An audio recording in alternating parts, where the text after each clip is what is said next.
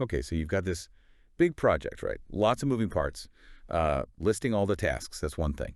But making sure task C happens after task A, but maybe at the same time as task B. That's the real headache. Hmm. How do you structure that? Exactly. And that's where project activity dependencies come in. They're, the logical links between tasks. Getting these relationships right is just, well, absolutely critical if you want a realistic timeline. Mess them up, and your deadlines, pretty much guesses. Yeah. And for this deep dive, we're pulling some great insights from the book Project Management for Project Managers by Orlando Casabon. Right. So our mission today for you listening is to unpack the main types of these dependencies.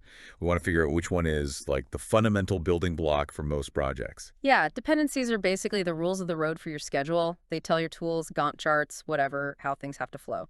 Task B can't start if it needs something task A hasn't delivered yet. Simple as that, really. Okay, let's jump right into the most common one then, the one you probably use without even thinking about it.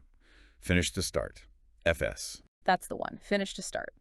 It's exactly what it sounds like. Task A has to be completely done, finished, before task B can even begin. Like the classic example, you have to Mhm. finish digging the foundation. Before you start pouring the concrete. Yeah.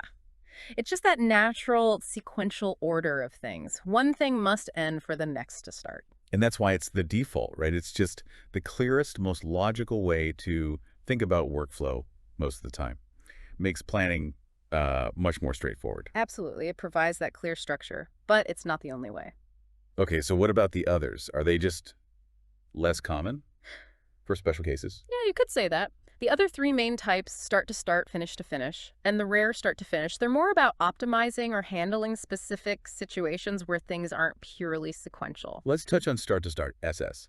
So successor B can't start until predecessor A starts.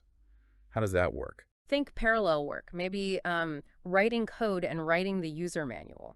You might want the manual writing task B to start as soon as the coding task A begins. B doesn't need A to finish just to get going. Saves time. Ah, okay. Running things side by side once the first one kicks off. Got it.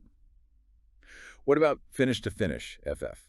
Task A has to finish before B can finish.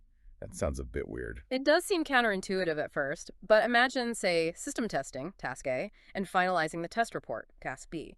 The report writing might happen throughout the testing, but you can't finish the report until all the testing is actually finished. They need to conclude together. Okay, that makes sense. So SS for starting together, FF for finishing together. And you mentioned a really rare one. Uh-huh. Start to finish, or SF, super rare. It basically means task B, the successor, can't finish until task A, the predecessor, has started. It's mostly for things like shift work scheduling. The night shift, task B, can't finish and go home until the day shift, task A, has actually started and taken over. Ensures continuous coverage, but honestly, you try to avoid structuring tasks that way if you can. Right, sounds complicated. So wrapping this up for everyone listening, the main takeaway is that finish to start is your go-to, your default logical structure. When in doubt, that's probably the relationship. It absolutely is the foundation. But here's something to think about. How often do we just assume something has to be finished to start out of habit? Maybe that dependency isn't strictly necessary. Maybe you could use start to start, or maybe just overlap them slightly using what's called lead time. Always question if that FS is truly mandatory or just the way it's always been done. That's where you find efficiencies. That's a great point. Don't just follow the default, question it, see if you can optimize. Yeah. And if you want to really get a handle on these scheduling fundamentals and dive deeper into planning, we definitely recommend checking out Project Management for Project Managers by Orlando Casabon.